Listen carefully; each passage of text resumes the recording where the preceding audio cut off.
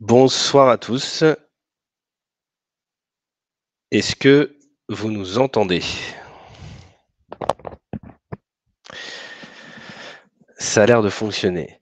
Bonsoir Yann. Bonsoir Bonsoir, Florian, bonsoir à tous. bonsoir à toutes. Bonsoir à toutes et à tous. Nous sommes ravis avec Yann de vous accueillir ce soir pour ce webinaire dédié à la première garantie des investisseurs chez Hominity, à savoir la sélection des opérateurs et des projets réalisés par le pôle analyse des risques d'investissement qu'on surnomme le Pari, que nous co-dirigeons avec Yann. Yann, je te laisse te présenter. Oui, bien sûr, merci Florian. Bonsoir à toutes et à tous. Je me présente du coup Yann Leblanc. Comme Florian a pu vous l'indiquer, j'ai le plaisir d'être en co-responsabilité avec lui sur la gestion de ce pôle. Et pour l'histoire, en ce qui me concerne, je suis un pur produit Homunity puisque j'ai rejoint les équipes d'Homunity à l'été 2018. En tant que stagiaire, et aujourd'hui j'ai grandi au sein de la structure et j'ai vu la structure changer, grossir et le marché devenir plus mature. Voilà en ce qui me concerne, et je suis issu d'une formation plutôt analyse et commerce. Florian, je te laisse reprendre la main. Ouais, merci Yann. Me concernant, Florian Deguins, co-responsable du pôle d'analyse des risques d'investissement chez Homunity. Donc Homunity que j'ai rejoint il y a un petit peu moins de 3 ans aujourd'hui, après une carrière, bancaire d'un peu plus d'une dizaine d'années. Une première partie sur les financements des professionnels de l'immobilier et une seconde partie plus sur les suivis de financement LBO et le rôle d'agent des crédits syndiqués. Avant de laisser la parole à Yann qui vous présentera un peu plus en détail le rôle du pôle d'analyse des risques d'investissement au sein d'Homunity, moi je vais vous rappeler quelques chiffres. Tout d'abord, pour rappel, Homunity est une plateforme de crowdfunding immobilier qui a été créée en 2014 par Quentin Romet, qui est toujours l'actuel président de la structure. Depuis début 2019, nous sommes une filiale à 100% du groupe Tikeo Capital. Enfin, aujourd'hui, Homunity, sur la partie crowdfunding immobilier, c'est 20 collaborateurs répartis sur 3 principales équipes, que sont le pôle relations promoteurs qui va sourcer les opérations, le pôle analyse des risques d'investissement qui va analyser les opérateurs et les projets, et enfin le pôle relations investisseurs qui va aller collecter les fonds sur les projets financés. Yann reviendra un petit peu après dans la présentation sur l'organisation entre les équipes. Quelques chiffres intéressants. Depuis sa création, Homunity a accompagné près de 160 opérateurs, ce qui correspond à 500 projets financés. Et depuis la fin d'année 2022, nous avons dépassé la barre symbolique des 500 millions d'euros collectés.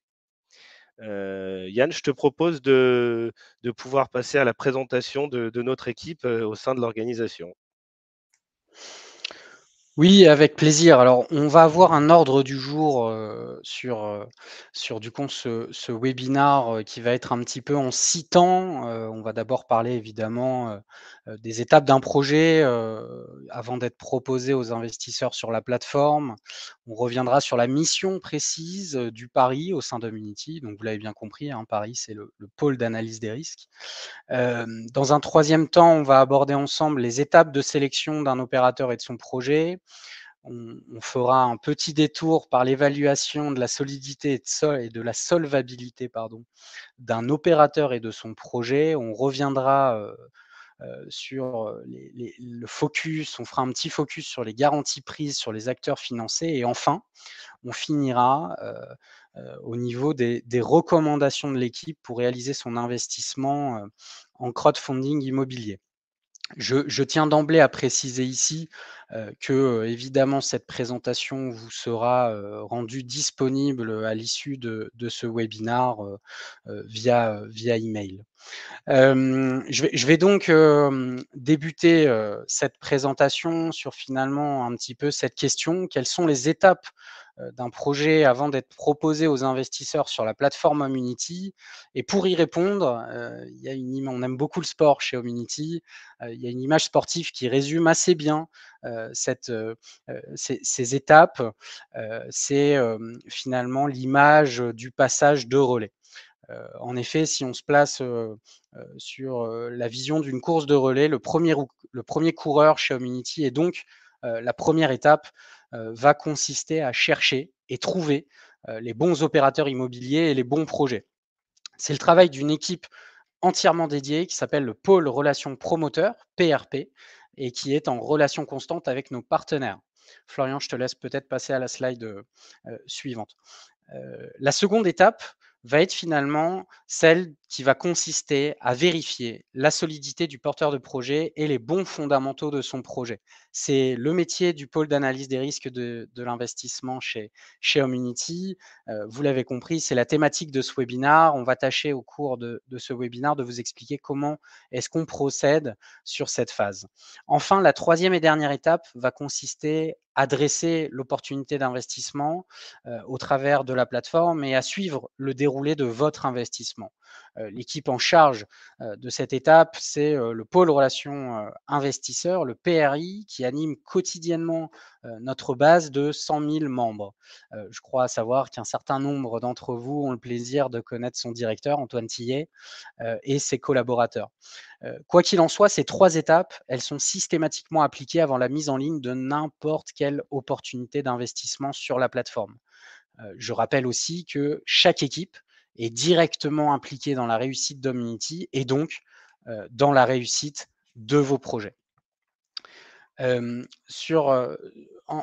deuxième question qui nous revient assez régulièrement chez Homunity, c'est finalement mais quelle est la mission du pôle analyse des risques au sein d'Homunity?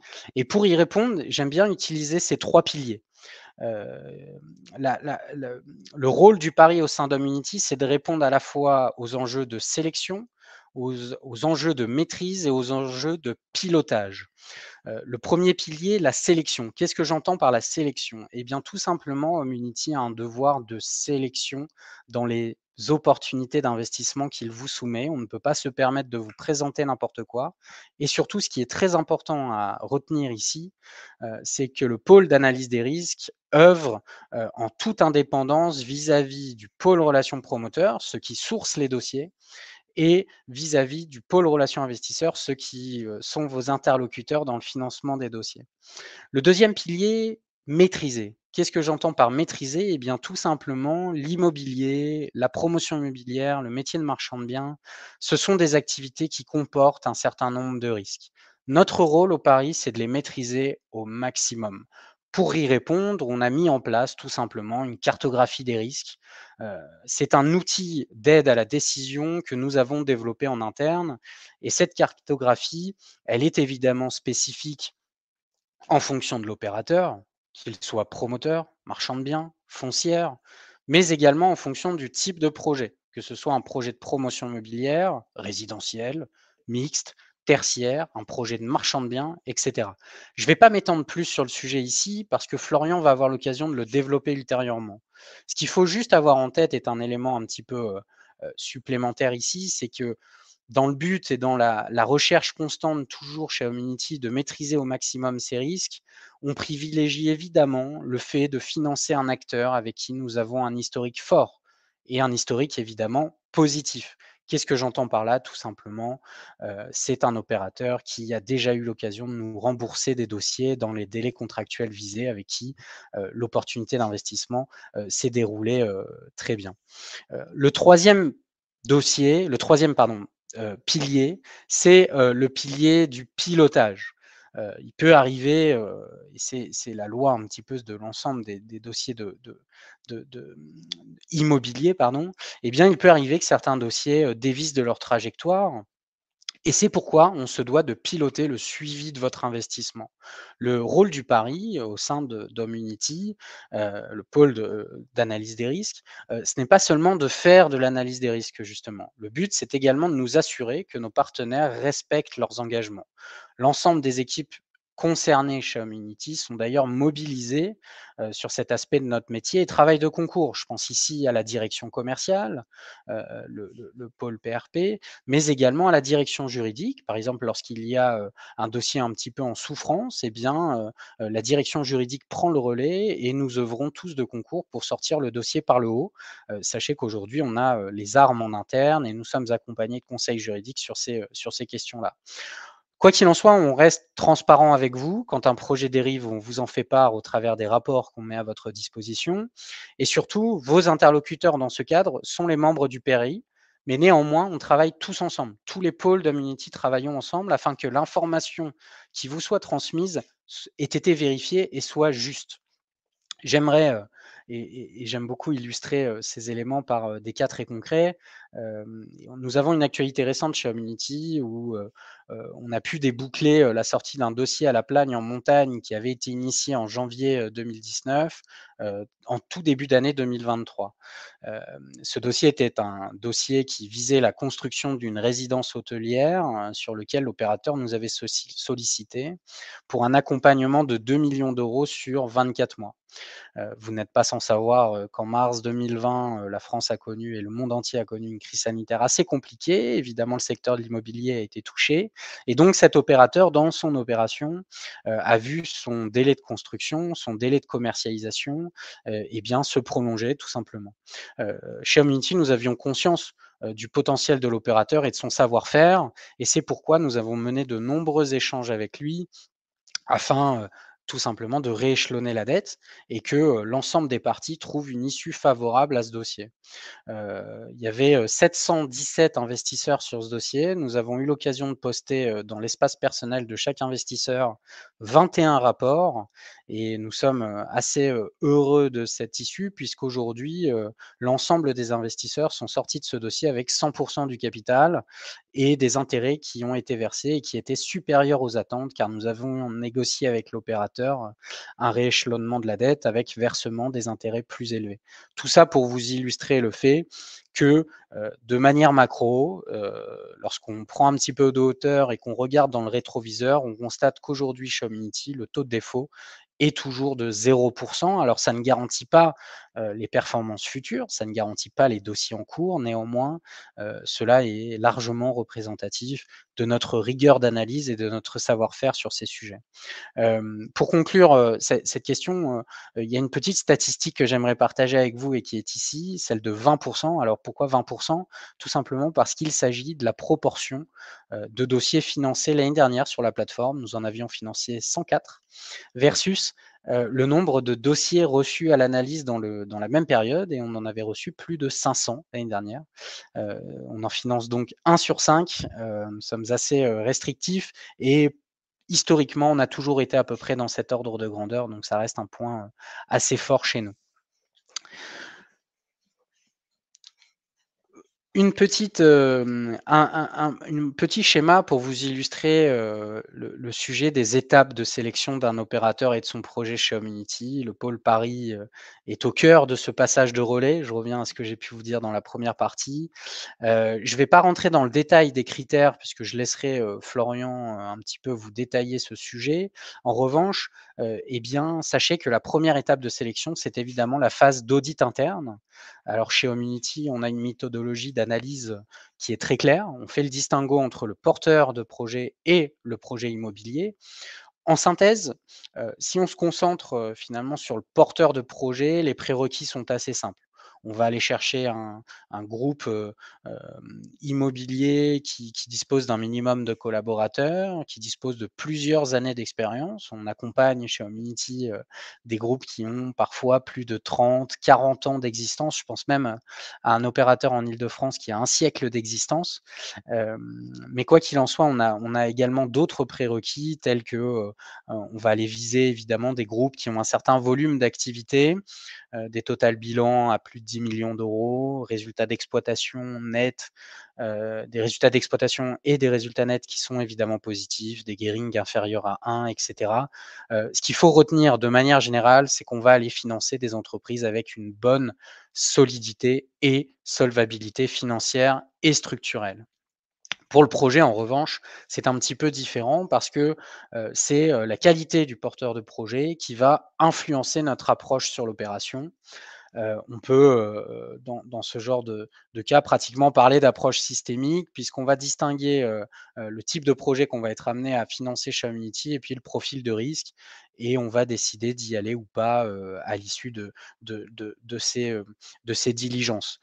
Dans tous les cas, de la même manière que pour l'opérateur, on va aller, cibler des projets qui sont viables, c'est-à-dire qu'au moment où on va intervenir, eh bien, le projet ciblé va dégager une marge, le promoteur où l'opérateur immobilier est capable de porter son risque, que ce risque soit, administratif, financier, commercial, technique. Ça reste, des points qui sont, intégralement, révisés, par l'équipe d'audit interne. Notre cartographie des risques et je laisserai Florian, compléter, tout à l'heure, mais aujourd'hui dispose de plus de 80 critères d'analyse et à chaque fois pour, des profils de risque, très particuliers. La seconde étape de sélection, ça va être finalement la phase de comité interne, puisque une fois que l'audit interne est réalisé, le dossier est soumis au comité interne qui se réunit chez Homunity 2 fois par semaine. Alors traditionnellement, c'est le mercredi et le vendredi. Et le but de ce comité, c'est d'accorder évidemment le temps nécessaire à l'ensemble des dossiers présentés. Ces comités sont composés, de la direction, commerciale, de la direction d'Homunity et de l'intégralité de l'équipe, d'analyse des risques. Le but, c'est d'avoir un temps d'échange autour de l'ensemble des points critiques, de la cartographie des risques et à l'issue de ce comité interne, et finalement, il y a 3 issues possibles, soit la validation du dossier, la mise en financement, le refus pur et simple, du financement du dossier et donc l'abandon des diligences et le non-financement du dossier ou bien une dernière étape qui va être la validation sous conditions suspensives. Et donc, ici, la troisième et dernière étape va être, du coup, cette partie de validation sous conditions suspensives. Dans un premier temps, cette validation sous conditions suspensives, peut ouvrir lieu à des diligences supplémentaires, complémentaires, qui nécessitent l'intervention d'experts immobiliers qui sont externes à Homunity. Aujourd'hui, c'est des experts totalement indépendants, qui sont au nombre de 25. Alors la liste n'est pas du tout exhaustive, évidemment, on améliore notre entourage d'experts année après année, en fonction des rencontres qu'on est amené à faire et en fonction des particularités des dossiers qui nous sont soumis. Ce qu'il faut retenir, c'est qu'ils agissent dans divers domaines, la finance, l'immobilier, le résidentiel, le tertiaire, les activités de marchand de biens, le brokerage, la technique, la construction. Bref, ils couvrent l'ensemble des sujets d'un dossier immobilier. Et ces personnes, elles ont chacune entre 10 et 30 ans d'expérience dans leur domaine et certaines nous accompagnent depuis la création d'Homunity depuis 2014. Ce qu'il faut savoir, c'est qu'en fonction de leur retour, eh bien, il y a 2 issues possibles.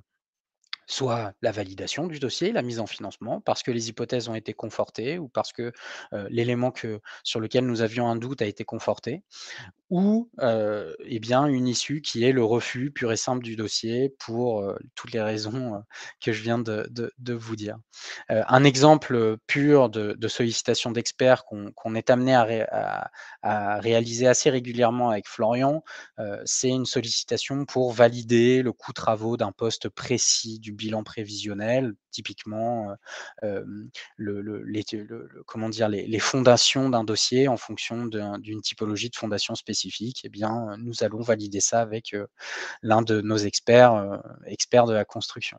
Je vous ai parlé des diligences. Il y a une autre format de validation sous conditions suspensives via des conditions contractuelles et ce but, comment dire? Cette flexibilité nous permet de pouvoir financer des dossiers dans lesquels nous sommes en attente de l'obtention d'un élément, par exemple un document.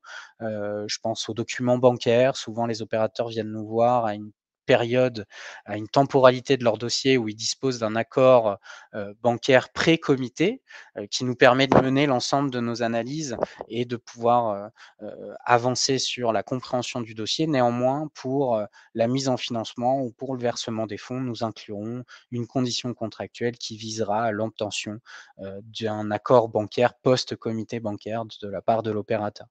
De manière générale, et je terminerai là-dessus et je laisserai la parole à Florian sur, la suite de ce qu'il va être amené à vous présenter, ce que je souhaitais, qu'ici, vous puissiez retenir, c'est qu'aujourd'hui, Hominity a accompagné plus de 200 opérateurs, que nos compétences, depuis la création d'Hominity se sont largement renforcées en interne et Florian, en est un parfait exemple avec, l'historique, professionnel, dont il dispose.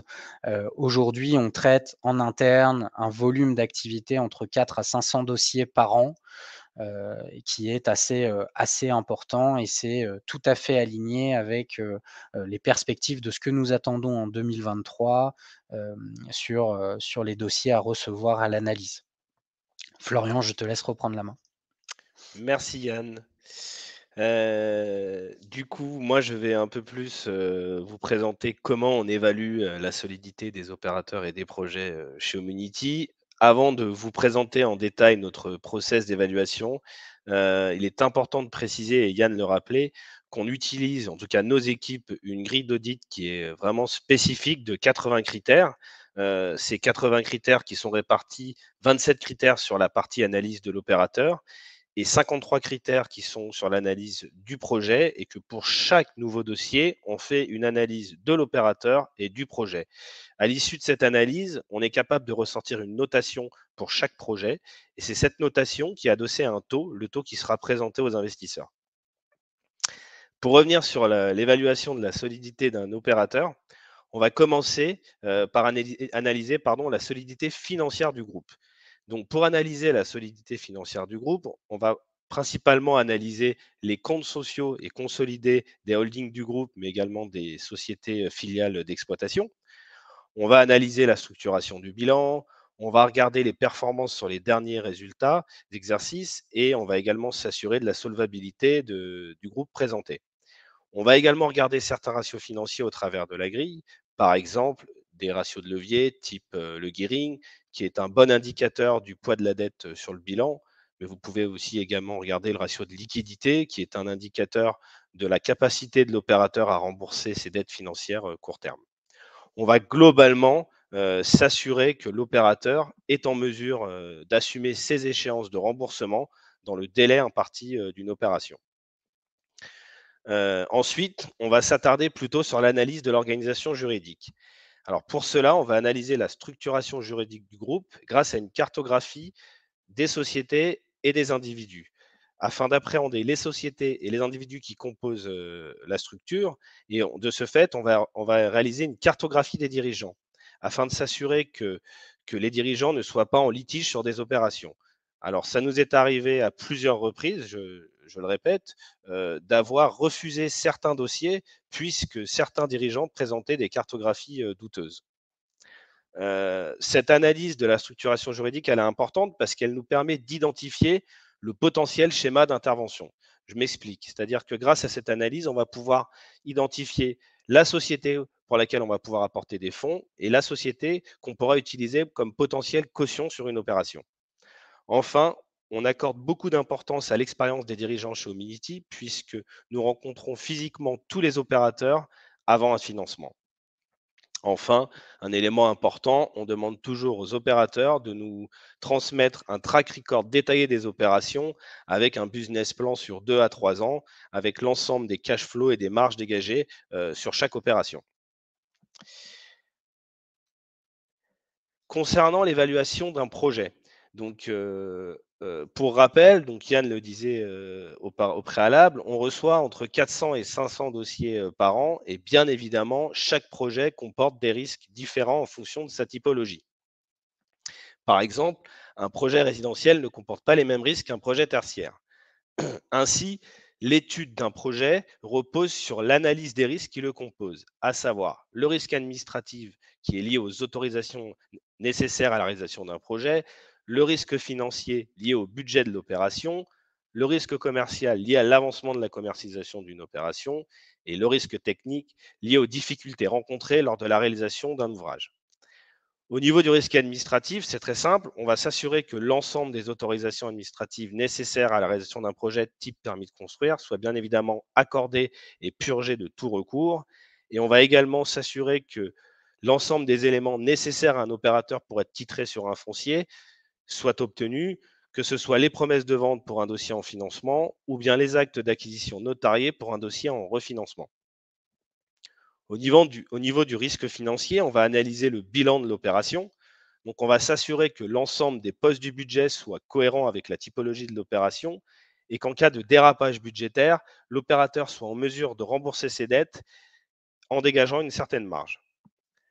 Enfin, le risque technique est analysé en fonction de la typologie de l'opération, c'est-à-dire si c'est une opération, que ce soit une opération résidentielle, tertiaire, locaux d'activité ou autre. Et les critères d'analyse reposent sur le coût de construction, la localisation et son intégration dans son environnement. Au niveau du risque commercial, point d'attention dans le contexte économique que l'on connaît aujourd'hui, on va analyser le rythme d'avancement de la commercialisation. Alors, comment on fait? Pour chaque dossier, notre équipe réalise des études de marché définies et on va du coup analyser la concurrence, mais bien évidemment aussi la typologie des lots commercialisés et le prix de sortie. Et on va s'assurer que l'ensemble de ces éléments soient en cohérence avec la demande.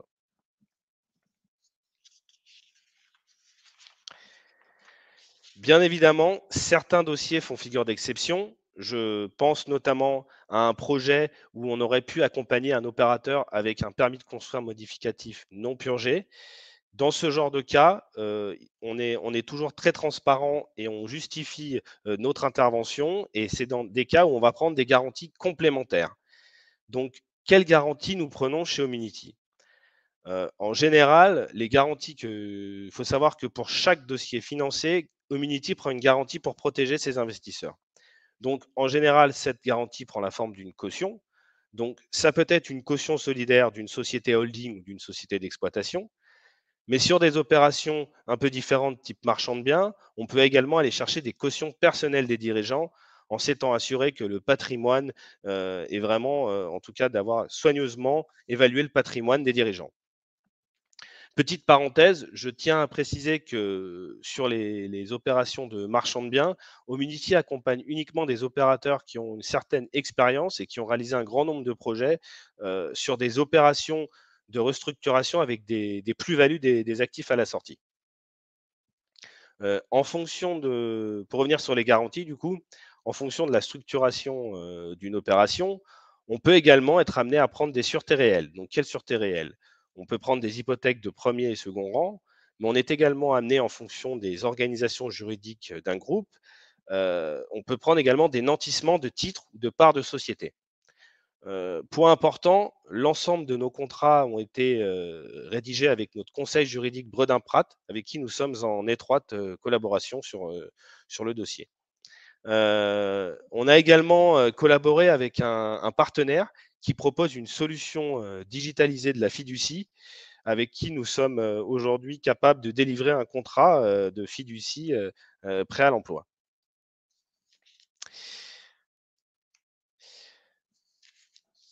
Ça, c'était donc le focus épargne. Pardon, garantie. Avant de conclure ce webinaire, et je laisserai la parole à Yann pour la conclusion, il y avait un point important qu'on voulait évoquer avec vous aujourd'hui, c'était les recommandations avant un investissement. Donc, ce qui est important, et on ne le répétera jamais assez, c'est de diversifier votre épargne. Il est important de ne pas mettre l'ensemble de votre épargne sur un projet. C'est très simple, par exemple. Si vous avez 10 000 euros à investir, n'investissez pas 10 000 euros sur un projet, mais répartissez cette somme sur plusieurs projets. Il y a, à notre sens, 3 éléments clés à analyser avant un investissement. Tout d'abord, naturellement, le taux d'intérêt.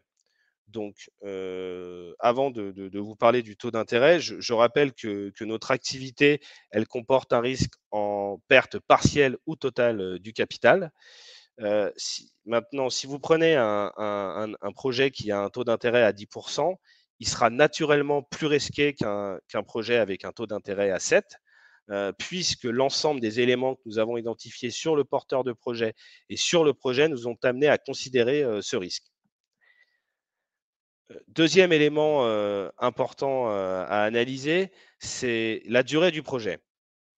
Donc, pour rappel, donc, il ne faut pas investir l'ensemble de ses investissements en crowdfunding, puisque vous pourriez avoir besoin de votre épargne pour un projet personnel.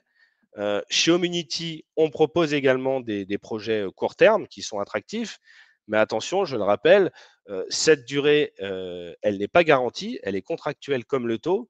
Et bien évidemment, si un porteur de projet se retrouve en difficulté sur une opération avec un risque technique, administratif ou autre qui apparaît en cours de route, il est très bien possible que le chantier soit décalé et que du coup, a fortiori, votre remboursement également. Dernier élément important à considérer pour un investissement, la typologie du projet. Je le répétais tout à l'heure, bien évidemment, chaque projet comporte des risques différents. Si vous prenez un projet de marchand de biens, il ne comporte pas les mêmes risques qu'un projet de promotion classique, aussi bien qu'un projet de bureau ne s'appréhende pas de la même façon qu'un projet de logement. Bien évidemment, c'est notre rôle d'identifier et d'être transparent et de maîtriser, de proposer, de sélectionner des projets où on maîtrise le risque. Mais attention, petit conseil, investissez sur des projets que vous comprenez. Yann, je te laisse Oui. la parole pour Mais conclure.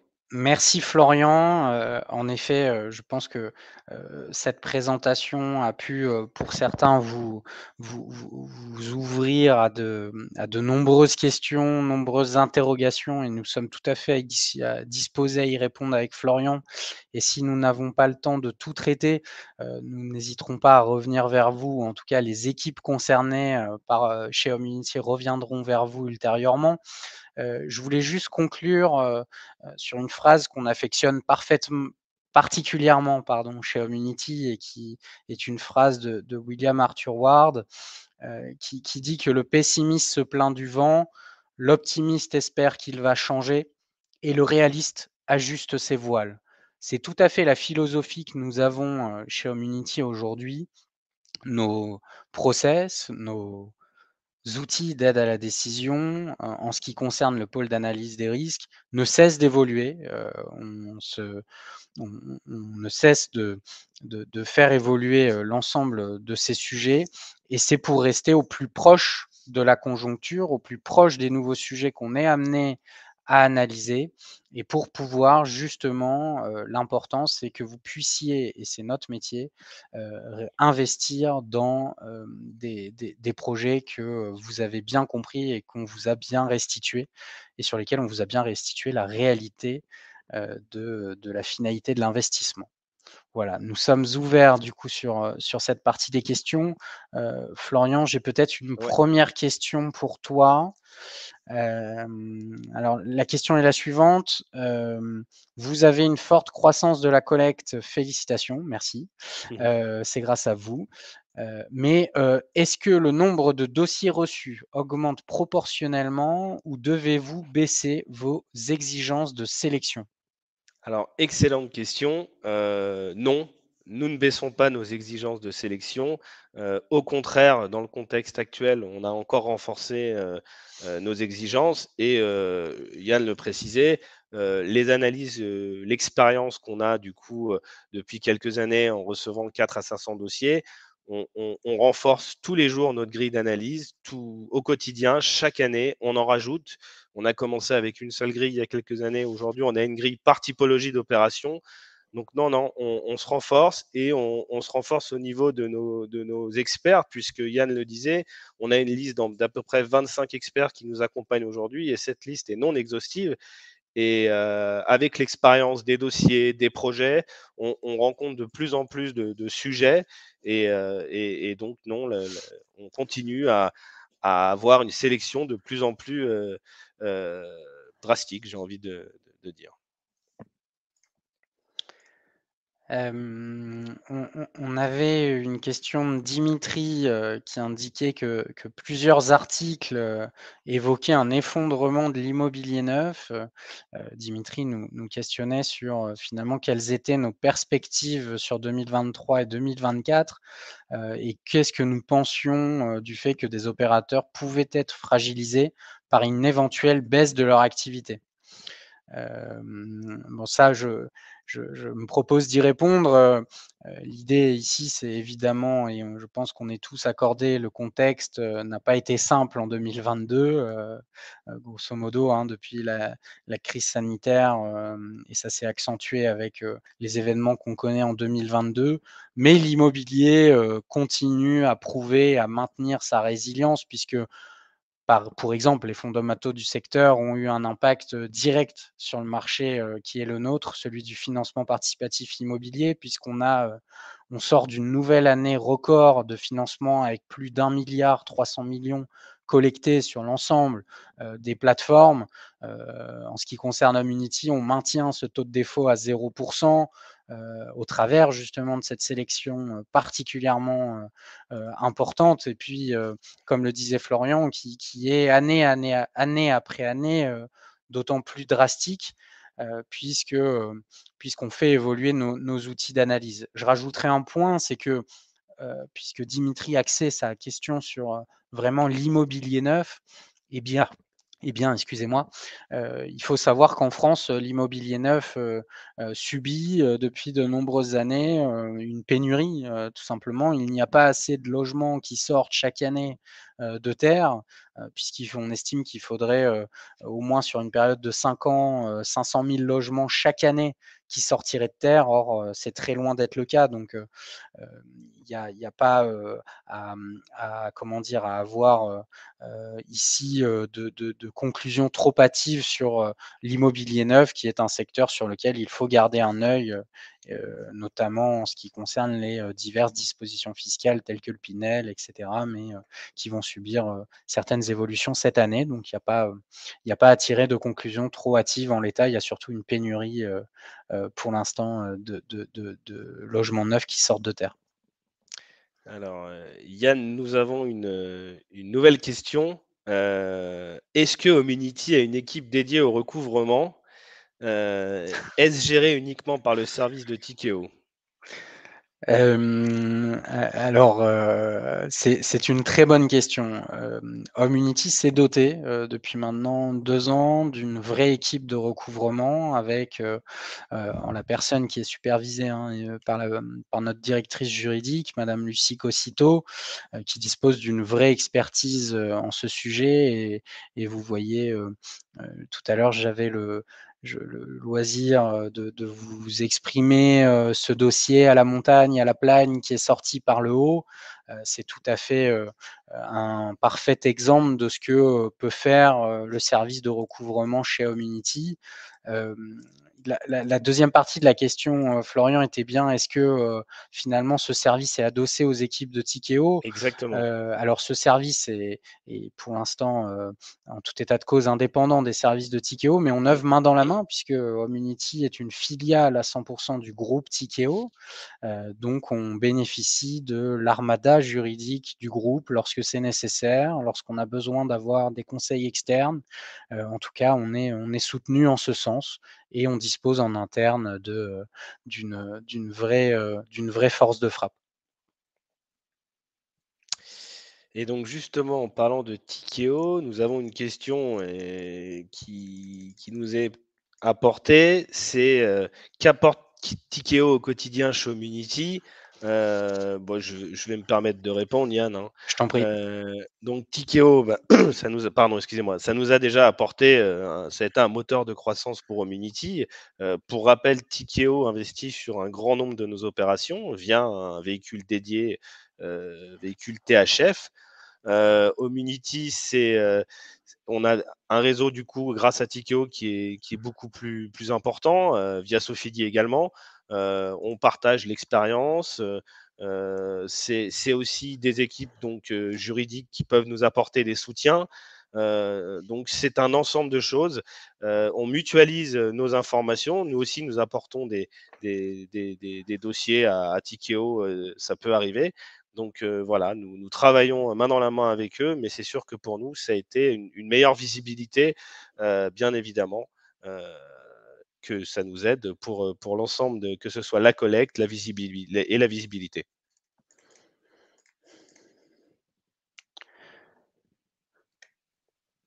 J'ai une nouvelle question, Florian. Il y avait une question sur finalement qui produit les modèles que nous sommes amenés à analyser, les modèles financiers que nous Mmh. sommes amenés à analyser sur les projets. Est-ce les porteurs de projets, les banques partenaires qui finalement nous envoient ces éléments-là et comment est-ce que nous les challengeons? Alors, donc là, on revient sur nos outils d'analyse. Donc bien évidemment, quand on reçoit des opérations, nos équipes, utilisent, notre grille qu'on a, créée de toutes pièces, hein, on peut le dire et on en est assez fiers d'ailleurs de cet outil. L'ensemble des éléments financiers sont intégrés, rentrés dans l'outil, donc que ce soit les éléments financiers liés à l'opérateur, mais également les éléments financiers liés à l'opération.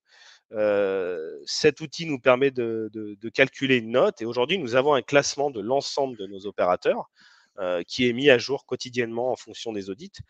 Donc aujourd'hui, on a un historique de près de 3 ou 4 ans d'années de notation. Et donc l'ensemble des outils qu'on a mis en place nous ont permis d'avoir développé une certaine data.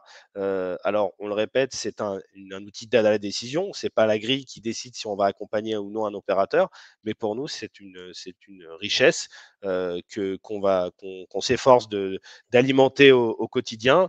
Bien évidemment, c'est très important le comité.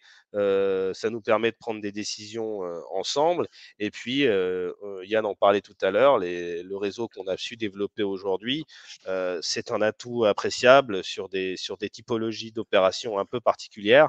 On a aujourd'hui la force de pouvoir appeler des experts sur tout le territoire français. Et d'ailleurs, on les appelle encore plus quand on n'est pas sur le territoire parisien, puisque c'est des localités qu'on connaît moins. Donc voilà, c'est un ensemble de choses, mais c'est avant tout notre outil d'analyse qui nous permet aujourd'hui d'avoir une data très importante pour l'analyse. Merci Florian. Je t'en prie. Hem, on a, pas mal de questions, dans le chat et au niveau des questions sur, finalement, toute la partie fiscalité, de vos investissements. Alors on laissera, le soin, à l'équipe de relations investisseurs de revenir vers, les personnes qui ont pu solliciter un petit peu de questions à ce niveau-là. Juste pour y répondre assez simplement, en tout cas pour les particuliers résidents en France qui investissent sur, les sujets d'Homunity, évidemment, l'investissement est soumis, à la flat tax de 30. Donc, le taux de rémunération qui vous est indiqué sur les dossiers est un taux de rémunération, brut avant imposition. On a des questions également qui nous proviennent sur, un petit peu d'interrogations quant au l'accompagnement de Tikeo. Il y a beaucoup de questions sur Tikeo, sur, est-ce qu'il participe au financement de nos dossiers? Est-ce que nous-mêmes investissons dans nos dossiers? Alors pour cela, plusieurs, éléments de réponse. Est-ce que Homunity investit systématiquement dans les dossiers présentés sur la plateforme? Eh bien, jusqu'à présent, c'est le cas. Nous investissons. C'est ce qui très souvent transparaît dans les rapports que nous mettons à votre disposition en vous indiquant justement que Homunity est co-investisseur dans l'opération et donc a tout intérêt à ce que l'opération puisse sortir par le haut. Hem, Aujourd'hui, il y a également un autre niveau de financement via Tikeo, puisque Tikeo a structuré un fonds professionnel spécialisé et je vous invite à aller le voir, qui s'appelle Homunity Tikeo Fund. Le 1er millésime a été intégralement effectué, clôturé, il faisait une trentaine de millions d'euros. Le 2e millésime, est en train d'être clôturé et il fait, il me semble, une cinquantaine de millions d'euros. Donc oui, Tikeo investit dans les opérations selon un cahier des charges précis, évidemment, hein. Des fonds professionnels spécialisés doivent répondre à des prospectus, mais quoi qu'il en soit, oui, Tikeo investit et donc Tikeo suit aussi les investissements. Et pour preuve, le pôle relations investisseurs a de nombreux échanges avec les équipes dédiées chez Tikeo sur ces sujets-là.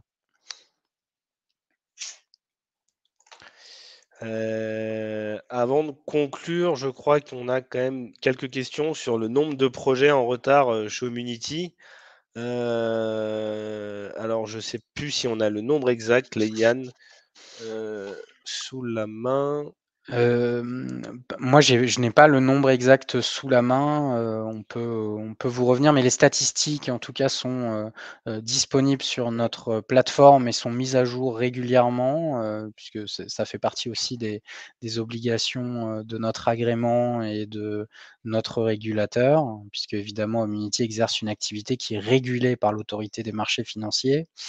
Mmh. Mais on pourra vous revenir évidemment avec un chiffre précis, sur ce point-là.